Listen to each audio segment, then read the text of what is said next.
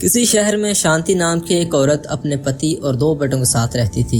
शांति का बड़ा बेटा हर्ष बहुत पैसे कमाता था, जबकि दूसरी तरफ विनोद की कमाई कुछ ज्यादा नहीं थी। हर्ष तनख्वाह मिलने पर हमेशा अपने लिए महंगे महंगे कपड़े खरीद कर लाता था। बेटा तो इस घर का बड़ा लड़का है, तेरी कमाई भी बहुत अच्छी है, कभी कभी अपने छोटे भाई के लिए भी कुछ खरीद कर ले आया कर। माँ, तुम्हारा दिमाग खराब हो गया है क्या? इतनी मेहनत करके पैसे मैं कमाता हूँ तो अपनी कमाई सिर्फ अपने ऊपर ही खर्च करूंगा ना।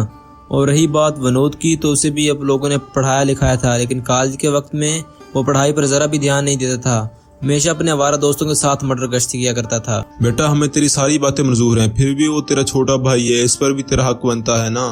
आज के जमाने में छोटा बड़ा भाई कुछ नहीं होता बाबा। पैसे कमाने के लिए बहुत मेहनत करनी पड़ती है। विनोद के भी हाथ पैर सही सलामत है, वो चाहे तो मेहनत करके मुझसे ज्यादा पैसे कमा सकता है, लेकिन मैं उसे अच्छी तरह से जानता हूँ, वो 1 नंबर का आलसी और कामचोर है। तभी कमरे के पास खड़ा विनोद हर्ष की सारी बातें सुन लेता है। देख भैया, मैं तुम्हारे पास कभी मदद मांगने नहीं आया। मेरी जितनी कमाई है मैं इसमें अपना गुजारा कर लेता हूँ। तुम मेरे बारे में इस तरह की बुरी बात मत किया करो। देखा माँ, तुम इसकी तरफदारी कर रही थी ना, देखो इसके अंदर कितनी अकड़ भरी हुई है। अकड़ इसलिए क्योंकि मैं किसी के सामने हाथ नहीं फैलाता। माता पिता जी तुमसे मेरी मदद के लिए कह रहे थे, मैंने तो कुछ नहीं कहा ना, फिर तुम मेरे बारे में इतना बुरा क्यों कह रहे हो? चल चल, बहुत बकवास कर ली तूने, अब जा यहाँ से। अगर मेरा दिमाग खराब हो गया ना तो ठीक नहीं होगा। दोनों भाइयों को बहस करता देख शांति समझ जाती है कि अगर इनके बहस और ज्यादा चली तो थोड़ी ही देर में दोनों के बीच हाथापाई शुरू हो सकती है। इसलिए शांति बीच बचाव करते हुए विनोद का हाथ पकड़कर उसके कमरे में ले जाती है।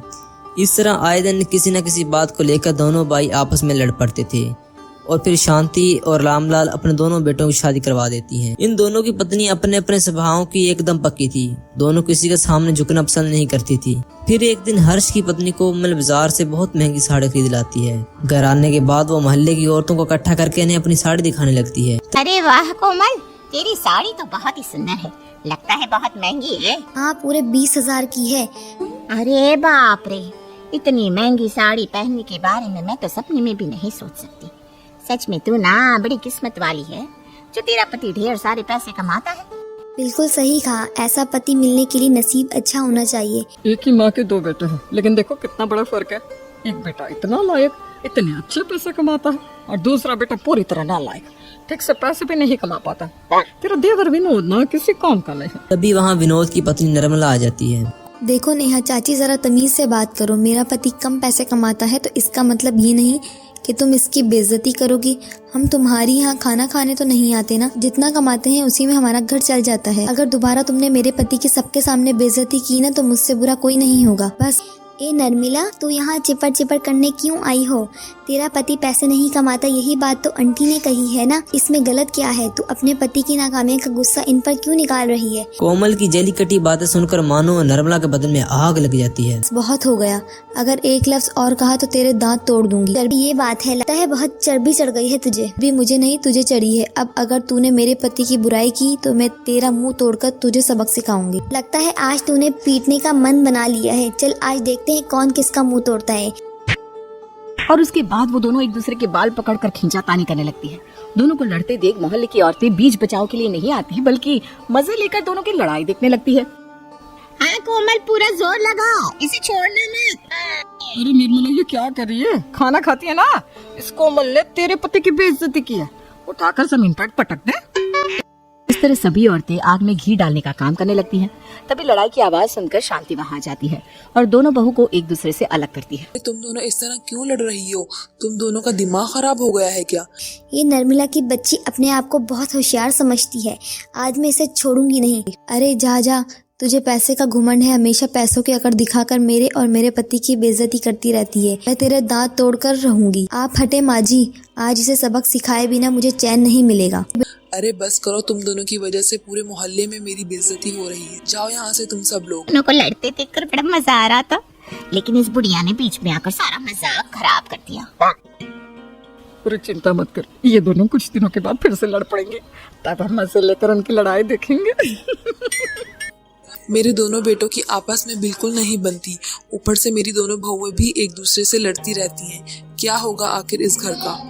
फिक्र मत करो भाग्यवान, एक दिन सब ठीक हो जाएगा। अरे क्या खाक ठीक होगा। मैंने तो ये सोचकर अपनी इन दोनों बेटों की शादी की थी कि दोनों की बहुएं आने के बाद दोनों की लड़ाई बंद हो जाएगी, लेकिन यहाँ तो ये दोनों ही बिल्लियों की तरह आपस में लड़ने लगी हैं। इस तरह शांति अपने घर से हमेशा दुखी रहती थी। धीरे धीरे वक्त बीतने के साथ साथ शांति के दोनों बेटों के बच्चे भी बड़े हो जाते हैं, लेकिन दोनों भाइयों के बच्चे भी अपने माता पिता की तरह चिड़चिड़ा और झगड़ालू थे। बच्चों की भी आपस में कभी नहीं बनती थी। ये देख, मेरे पापा मेरे लिए रिमोट वाली कार लेकर आए हैं। अरे वाह, तेरी कार तो बहुत अच्छी है, चल इससे खेलते हैं। हाँ, लेकिन राहुल मेरे साथ नहीं खेलेगा, मुझे तेरे साथ खेलने का शौक भी नहीं है। मैं जा रहा हूँ क्रिकेट खेलने। जा, मेरे साथ खेलने की तेरी औकात नहीं है, क्योंकि तेरे पास कोई महंगा खिलौना नहीं है, इसलिए सस्ते पेट्रोल पास से खेलकर तुझे अपने दिन गुजारने पड़ते हैं। तेरे पिता मेरे पिता की तरह पैसे नहीं कमाते, जिस कारण तुझे गरीबी में जिंदगी जीनी पड़ रही है। बेचारा राहुल। देखो, मेरे अब्बू के बारे में कुछ मत बोलना, वरना ठीक नहीं होगा। अरे जा, तू मेरा क्या बिगाड़ लेगा। अच्छा तो ये बात है, खैर जा भी बताता हूँ तुझे। इसके बाद दोनों बच्चे आपस में लड़ने लगते हैं। तभी वहाँ खड़ा एक बच्चा घर जाकर निर्मला और कोमल को दोनों की लड़ाई के बारे में बता देता है। दोनों दौड़ते हुए अपने बेटों के पास पहुंच जाती हैं। बेटा क्यों लड़ाई कर रहा है, चल लड़ाई बंद कर। अरे बेटा, इस तरह लड़ना बुरी बात है। देख, आज मैं तेरे लिए नई कार लाई हूँ, चुपचाप अपनी कार के साथ खेल, गंदे बच्चों के साथ लड़ाई नहीं करते। अरे नालायक बच्चों से ना हमेशा दूर। अपने बेटे के बारे में कोमल की ये बात सुनकर निर्मला गुस्से से तलमला जाती है। ए कोमल की बच्ची, तू गंदा नालायक किसे कह रही है? मेरा बेटा तेरे बेटे से लाख गुना सुंदर है और साथ ही ये पढ़ाई लिखाई में भी तेज है। तेरा बेटा तो बस खिलौने के साथ खेलना जानता है और इसके अंदर कोई हुनर नहीं। रहने दे, मेरे बेटे को पढ़ने लिखने की कोई ज़रूरत भी नहीं है। मेरा पति बहुत पैसे कमाते हैं, हम हमारे बेटे के लिए बहुत बड़ा बिजनेस खड़ा करने वाले हैं। लेकिन तेरा शौहर तो एक नंबर का निकम्मा है, तुम सबका पेट भर सके इतने पैसे भी नहीं कमा पाता। तेरा बेटा भी तेरे पति की तरह सड़कों पर खाक छानेगा, ये फिर मजबूर होकर किसी साहूकार के यहाँ मजदूरी का काम करेगा। अच्छा, तो तुम अब मुझे मेरे बेटे के बारे में बताओगी? अरे चुपचाप यहाँ से चली जा, अगर मुझे गुस्सा आ गया ना तो मैं तुझे यहीं ज़मीन पर धूल चटा दूँ। मम्मी, ये बातें सुनकर मेरा तो खून खोल जाता है। आज तो मैं तेरे हाथ पैर तोड़ दूंगी, तभी मुझे सुकून मिलेगा। चल आजा, अभी बताती हूँ तुझे। लेकिन तभी वहाँ शांति आ जाती है। या अल्लाह, आखिर तुम दोनों कब सुधरोगी?